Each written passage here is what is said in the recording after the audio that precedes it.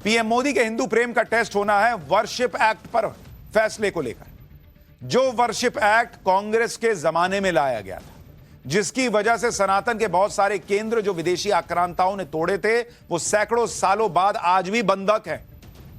Worship act को लेकर supreme court में अलग अलग याचिकाएं लगाई गई थीं, जिस पर आज सुप्रीम कोर्ट में सुनवाई। सुप्रीम कोर्ट ने कहा है कि केंद्र सरकार वर्शिप एक्ट पर अपना स्टैंड क्लियर करे। केंद्र सरकार 4 हफ्तों में वर्शिप एक्ट पर जवाब दे। बिना केंद्र सरकार के जवाब के अब फैसला नहीं दे सकते। यानी 4 हफ्ते, मात्र 4 हफ्ते, महीने भर के अंदर पीएम मोदी को अब बड़ा फैसला करना है कि वर्शिप एक्ट रहे या जाए। सरकार का स्टैंड क्या है यह कोर्ट में बताना होगा। इसलिए आज जब सुप्रीम कोर्ट ने सरकार से वर्शिप एक्ट पर अपना स्टैंड क्लियर करने को कहा, तब से पीएम मोदी के हिंदू प्रेम का एक टेस्ट भी शुरू हो गया। इस देश में समानता सबके लिए जो कही जाती है होनी चाहिए, वो होगी या नहीं, अब सरकार में ये टेस्ट होगा। क्योंकि देश का हिंदू समाज जो वर्शिप एक्ट को बड़ी रुकावट मानता है, वो बड़ी उम्मीद से नरेंद्र मोदी की तरफ देख रहा है कि अब देखते हैं नरेंद्र मोदी की सरकार कोर्ट को क्या कहती है। इसी साल सितंबर में नरेंद्र मोदी जब अमेरिका गए थे, तो वहां खुद यह कहा था कि उनका तीसरा टर्म बड़े फैसलों वाला होगा। इस दौरान भीड़ मथुरा और काशी के नारे लगा रही थी।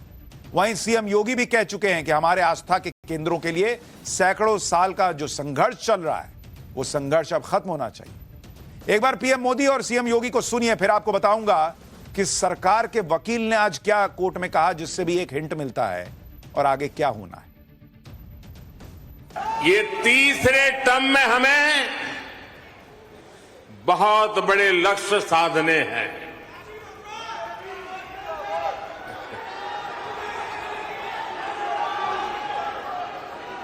हमें 3 गुना ताकत और 3 गुना गति के साथ आगे बढ़ना है। लेकिन यहाँ कोई समाज सैकड़ों वर्षों से यहाँ की आस्था केवल 3 के लिए बात कर रही है। 3 के लिए।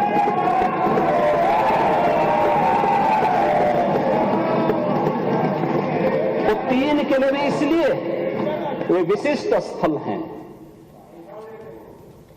वे सामान्य नहीं है। ईश्वर की अवतरण की धरती है। यानी लोक आस्था, भारत के अंदर लोक आस्था का अपमान हो, बहुसंख्यक समाज गिड़गिड़ाए, ये पहली बार देखने को मिला। दुनिया देख रही है, स्वतंत्र भारत में काम पहली बार पहले होना चाहिए था। अब वर्शिप एक्ट को लेकर पीएम मोदी की सरकार क्या फैसला लेगी, केंद्र सरकार का क्या स्टैंड होगा, इस पर सबकी नजर होगी। क्योंकि वर्शिप एक्ट पर सुप्रीम कोर्ट में सुनवाई तो शुरू हो चुकी है। सुप्रीम कोर्ट में जो याचिकाएं लगाई गई थी, उन याचिकाओं पर सुनवाई chief justice of India Sanjeev Khanna, justice PV Sanjay Kumar और जस्टिस केबी विश्वनाथन की बेंच कर रही है। आज सुप्रीम कोर्ट ने सुनवाई के दौरान कुछ आदेश पारित किए, जिसके बारे में आपको पहले बताता हूं। वर्शिप एक्ट पर अगले आदेश तक कोई नया केस रजिस्टर नहीं किया जाएगा, आज कोर्ट ने कह दिया। सुप्रीम कोर्ट में जब तक सुनवाई हो रही है, देश भर में इस तरह के मामले नहीं सुने जाएंगे। जिन अदालतों में सुनवाई हो रही है, वो कोई आदेश नहीं दे सकती। अदालतें किसी तरह के सर्वे का आदेश पारित नहीं कर पाएंगी।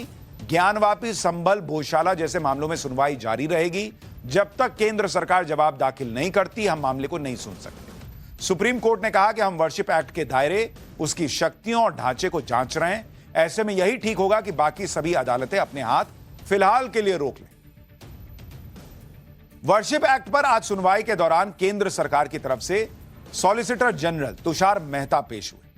उन्होंने जो बातें कही, उससे संकेत मिलते हैं कि वर्शिप एक्ट को लेकर पीएम मोदी क्या कर सकते हैं। एसजी तुषार मेहता ने आज कोर्ट को कहा कि हम इस मामले में जवाब देना चाहते हैं और जल्दी ही जवाब फाइल करेंगे। हमने एक कॉमन ईमेल आईडी बनाई है जहां सब कुछ अपलोड किया जाएगा। सॉलिसिटर जनरल ने सवाल उठाया कि क्या कोई थर्ड पार्टी भी इस मामले में दखल दे सकती है। यानी केंद्र सरकार खुद कह रही है, सरकारी वकील खुद कह रहे हैं बॉस, कि हम बताना चाहते हैं वर्शिप एक्ट पर सरकार क्या सोचती है। अब कई लोग मान रहे हैं कि एक बड़ी मजबूत बात है और इससे सरकार का स्टैंड दिखने लगा है। पहले की सरकारों में यह होता था कि सुप्रीम कोर्ट में कोई विवादित मामला जाता था तो सरकार जवाब देने से बचती थी, लटकाने की कोशिश करती थी। लेकिन यहां तो सरकार खुद खड़े होकर कोर्ट में साफ कह रही है कि वो जवाब देना चाहते हैं और जल्द जवाब फाइल करें। वर्शिप एक्ट पर सुनवाई के दौरान सुप्रीम कोर्ट ने और क्या क्या कहा वो आपको बताऊं, उससे पहले यह बताता हूं कि वर्शिप एक्ट को लेकर सुप्रीम कोर्ट में कितनी याचिकाएं दाखिल हुई हैं, कितने बड़े बड़े लोग और पार्टियां वर्शिप एक्ट वाले केस से जुड़ गई। वर्शिप एक्ट के समर्थन में कि एक्ट रहना चाहिए और किसी भी धर्म स्थल का जो है वो स्वरूप नहीं बदलना चाहिए, कोई कोर्ट नहीं जाएगा वगैरह वगैरह, ये जो वर्शिप एक्ट में है इसका समर्थन करने वाली कौन कौन है भाई?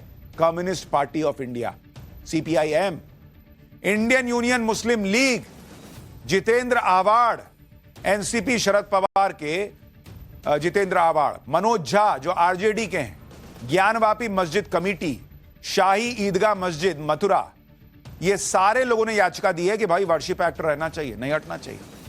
जबकि वर्शिप एक्ट के विरोध में सुब्रमण्यम स्वामी खड़े हैं, कह रहे हैं कि हटाइए इसको, ये क्या है। विष्णु शंकर जैन लड़ रहे हैं, देवकी नंदन ठाकुर हैं, अश्वनी उपाध्याय, इन लोगों ने याचिका डाली है कि वर्शिप एक्ट हटाइए बॉस, ये लोकतंत्र के खिलाफ है, हिंदुओं के खिलाफ। इतने बड़े बड़े लोग और संस्थाएं वर्शिप एक्ट में बदलाव या उसे खत्म करने के विरोध में उतरे हुए हैं। इनमें राजनीतिक दल भी शामिल है, सभी को अपनी अपनी राजनीति की चिंता है, इसलिए वर्शिप एक्ट का समर्थन कर रहे हैं। लेकिन हम आपको बताते हैं कि वर्शिप एक्ट को अगर पक्षपाती कहा जाता है तो कहा क्यों जाता है। भाई 2022 में सुप्रीम कोर्ट में सवाल उठा था कि क्या संसद के पास यह एक्ट पास कराने का अधिकार था भी या नहीं, क्योंकि वर्शिप एक्ट में उन विषयों पर नियम बने हुए हैं जो स्टेट लिस्ट में यानी राज्यों के अधिकार है। तो केंद्र ने कैसे बना दिया नियम, यह सवाल पूछा गया। आरोप है कि वर्शिप एक्ट संविधान के आर्टिकल 14 के खिलाफ है, जिसमें कहा गया है कि कानून के सामने सभी नागरिक एक जैसे। वर्शिप एक्ट पूरे देश में लागू है लेकिन जम्मू कश्मीर में लागू ही नहीं है, यानी वर्शिप एक्ट समानता के अधिकार के खिलाफ है। आरोप है कि वर्शिप एक्ट संविधान के आर्टिकल 21 के भी खिलाफ है। आर्टिकल 21 सभी नागरिकों को अपने अधिकारों का प्रयोग करने की ताकत देता है, लेकिन वर्शिप एक्ट कोर्ट जाने का अधिकार छीन लेता है। ऐसा कैसे होगा बॉस? आप कोर्ट जाने से कैसे मना कर सकते हैं? लेकिन यह एक्ट करता है कि नहीं जाओगे तुम जी कोर्ट, जो दे दिया ले या लो, आज निकलो यहां से। ऐसा हिसाब रहा है इस एक्ट को लाते वक्त। यह भी कहा जाता है कि संविधान के आर्टिकल 32 में दिए अधिकारों को वर्शिप एक्ट रोकता है। बाबा साहब अंबेडकर ने भी कहा था कि आर्टिकल 32 संविधान का दिल और आत्मा है। आर्टिकल 32 सभी नागरिकों को सुप्रीम कोर्ट जाने का अधिकार देता है, लेकिन वर्शिप एक्ट ऐसा करने से रोकता है। और ऐसा कानून कांग्रेस ले आई 1991 में और चले जा रहा है। संविधान में कई ऐसे आर्टिकल हैं जिनमें दिए अधिकारों और प्लेसेस ऑफ वर्शिप एक्ट में टकराव होता रहता है। जैसे संविधान का आर्टिकल 25 नागरिकों को अपना धर्म मानने और प्रचार करने का समान अधिकार देता है, लेकिन वर्शिप एक्ट हिंदुओं, जैन, बौद्धों, सिखों से यह अधिकार छीनता है। संविधान का आर्टिकल 26 धार्मिक समुदायों को अपने पूजा स्थलों के प्रबंधन प्रशासन का अधिकार देता है, लेकिन वर्शिप एक्ट हिंदू, जैन, सिखों के धार्मिक संपत्तियों को दोबारा हासिल करने से रोकता है। संविधान का आर्टिकल 29 भाषा, लिपि और संस्कृति को संरक्षित और बढ़ावा देने का अधिकार देता है, लेकिन वर्शिप एक्ट सांस्कृतिक विरासत से जुड़े पूजा स्थलों को वापस लेने से रोकता है। यानी यह पूरा एक्ट ही संविधान के खिलाफ है।